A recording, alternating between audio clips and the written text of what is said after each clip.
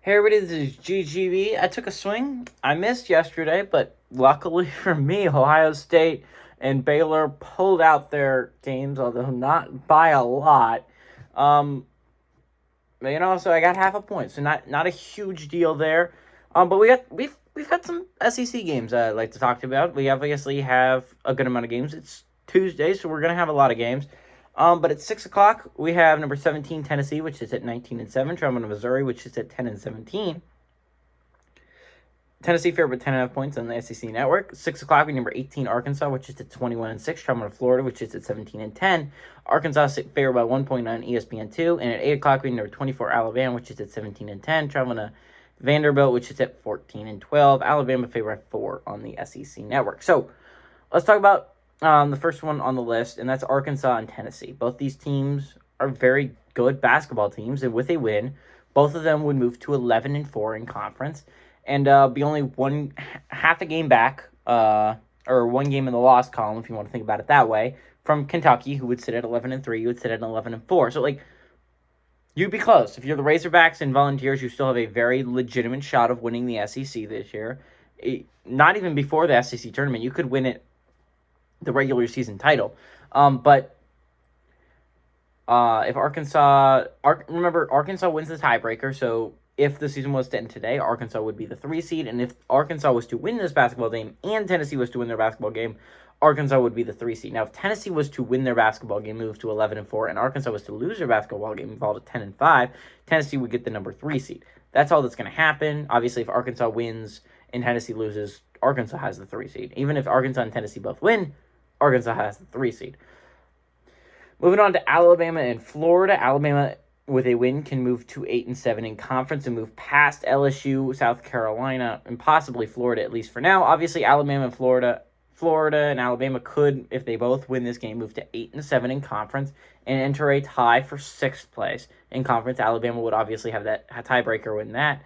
I think Alabama beat them earlier this year. That's why they have the tiebreaker, despite having the identical conference and overall records. So, obviously, if Alabama or Florida loses this game, they fall to 7-8, would drop below South Carolina, LSU, and Mississippi State, fall to 7-8 in conference.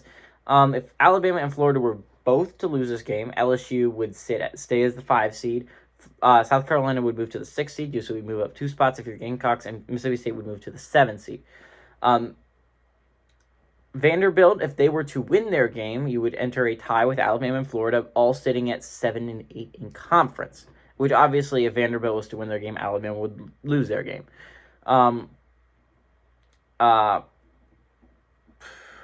Florida and Alabama would both have the tiebreakers. In that instance, obviously, Alabama has the head-to-head over Florida. So if this was to work out, 5 seed would be LSU, 6 seed would be South Carolina, 7 seed would be Mississippi State, 8 seed would be Alabama, 9 seed would be Florida, 10 seed would be Vanderbilt. That is how the SEC would shake out with a win and a loss. If Vanderbilt was to lose their basketball game, they could fall to 6-9 today. If Texas A&M was to win their game against Georgia tomorrow, Texas A&M could also move to 6-9 in conference. And if Texas A&M does that, they have tiebreaker over Vanderbilt with a better overall record. So Vanderbilt could actually fall down 1 spot if Texas A&M wins their game against Georgia tomorrow and Vanderbilt loses their game against Alabama tomorrow. Anyways, that's the SEC for you. Moving on to the Big Ten. At 6 o'clock, we have Michigan State, which is at 18-8, traveling to number 25 Iowa, which is at 18-8 as well. Iowa favorite 6.5 points on ESPN. And these are two teams in a very different position. This is a Michigan State's a Big Ten team that is not used to being outside the top 25. They are normally a top 25 basketball team. Iowa, on the other hand, they've been a top 25. Michigan State's been a top 25 basketball team almost the entire season. Iowa, on the other hand, has been having that exact opposite experience. They have not reached the top 25 the entire season. They get a huge win against Ohio State, and that changes a lot of things for them. So the interesting thing about this basketball game is this game is going to decide who's in 6th place, right? If Michigan State wins it, they move to 10-6 in conference.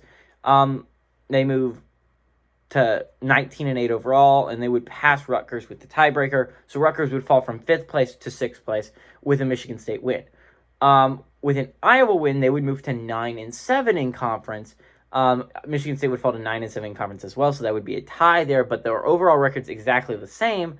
But Iowa with a win, Michigan State with a loss means Iowa would have the tiebreaker over Michigan State. Iowa would move into 6th place in the Big Ten. That is important to note.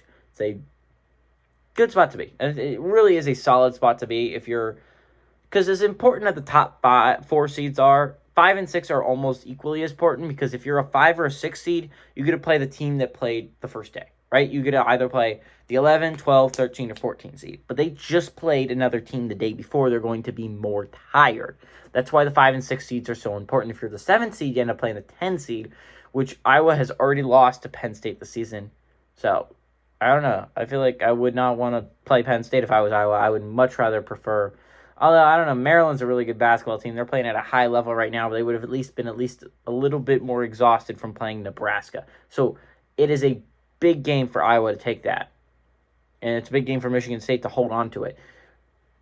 Iowa with a loss could fall to 8-8 in conference, and this would be a huge victory for a Michigan team that kind of needs it after having their head coach suspended yesterday. But if Iowa was to lose this game, they fall to 8-8 in conference. Michigan stays at 8-7 in conference. Michigan passes Iowa for 7th place, and that's important because if you're the 7th place team, you get to play the 10th place team, which is Penn State. And if you're the 8th, you play the 9th seed, which is Indiana. I don't know if I'd rather play Penn State over Indiana. Indiana's not playing all that well right now. But on the other side of things, if you do make it past that game, and if you're the 7 seed, you get to play the 2 seed. If you're the 8 or 9 seed, you get to play the 1 seed. So in this sense, you would get to play Wisconsin instead of Purdue. And in my opinion, that's a drastic difference between those two schools and those two programs and those two teams. Anyways, Iowa with a loss falls down 1 spot. So if you're looking at it, Michigan is a big Michigan State fan, although it seems counterintuitive, I know. And Rutgers is a big Iowa fan, and obviously the other teams don't really care all that much about. Moving on to the Big East. The Big East at 7 o'clock with number 8 Villanova, which is at 21-6, traveling to number 21 UConn, which is at 19-7. UConn favored by 2 points on FS1. And in the Big East, this game doesn't matter a whole lot. The only team that, again, Villanova with a win, still not passing Providence. Villanova with a loss, not falling behind UConn, although it would be closer. UConn with a win, again, not going to pass Villanova. The only thing that is going to happen with a loss is if UConn loses this basketball game, they fall to 10-6 in conference. Creighton stays at 10-5 in conference. Creighton would pass UConn for 3rd place in conference. So it's an important game for Creighton, and I'd be watching this game if I was a Blue Jays fan. But outside of that, not a lot's going to change in the Big East. And then moving on to the Big 12, 7 o'clock we have Oklahoma, which is at 14-13, traveling to number 9, Texas Tech, which is at 21-6. Texas Tech favored by 10 points on ESPN Plus. And at 8 o'clock we have Kansas State, which is at 14-12, traveling to number 5, Kansas, which is at 22-4. Kansas State favored by 12 points on ESPN. So, certain things went. Oklahoma. We'll talk about Kansas first. Kansas with a loss obviously falls to 11-3, and that's big because if you move to 12-4, obviously 12-2. That's really good, right? You would be 1 game back up in the win column, 2 games up in the loss column. It's an important game for Kansas. If Kansas was to lose this game, however, you fall to 11-3 in conference, and you're only half a game ahead of Baylor, or if you want to look at it, 1 game in the loss column ahead of Baylor. And Baylor's a tough basketball team that has been playing some pretty great basketball as of late. I'm sure they're playing without some of their better players, but they're still playing hard. They're playing tough. And I wouldn't want to play them right now. I really wouldn't. So that's why the game matters a lot to Kansas. They're not moving out of first place, though, at least not for now. Texas Tech with a win can move to 11-4 in conference. That would force a tiebreaker with Baylor. They're still not moving out of still not moving out of 3rd place because Baylor has a tiebreaker with a 23-5 overall record. And if you win, you're a 22-6 overall record. So 1 game better than you in that regard.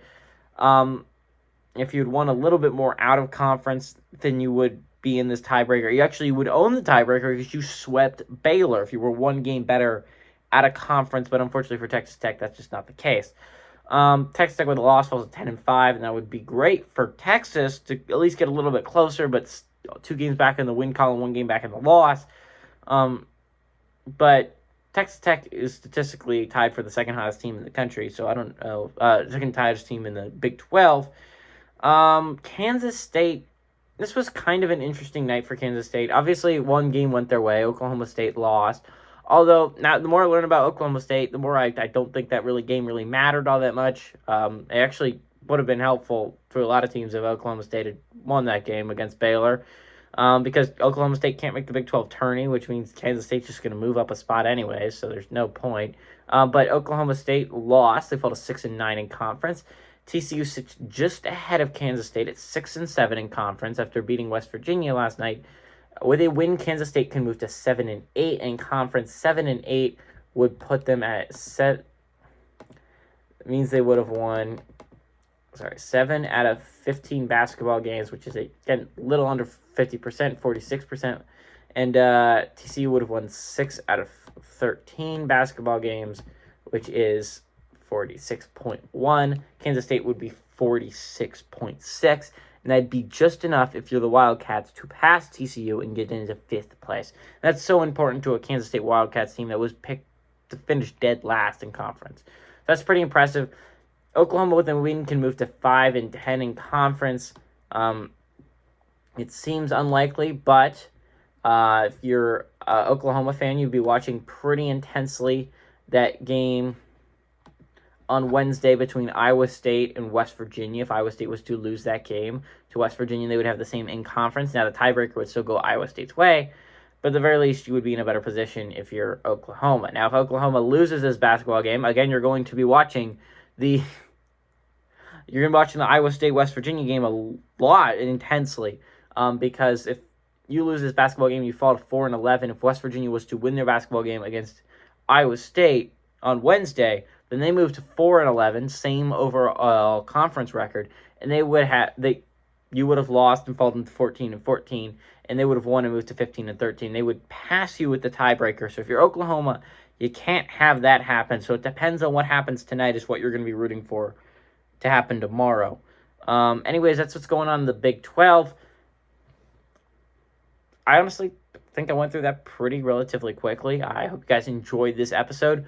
Personally, I know you're wondering what I'm going to pick. I'm going to pick Michigan State to upset. Actually, you know what? I'm going to pick Florida. I'm a big Florida Gators fan. Not a huge one. Obviously, I'm more of a Penn State fan myself. But the Gators might be a college I might be attending. I'll know on Friday if I've been accepted. So I'm going to go with the Gators. I think they have a legitimate shot. They just beat the number 2 team at home. I feel like you can beat the number 18 team at home. Now, you might be a little bit exhausted from beating Auburn. Huge win for the Gators on Saturday, but I feel like they have a chance to do it. This is another chance to put a little cap in their feather and get them higher in the SEC rankings. I think they do it. Here it is, GGB saying adios amigos and go Gators.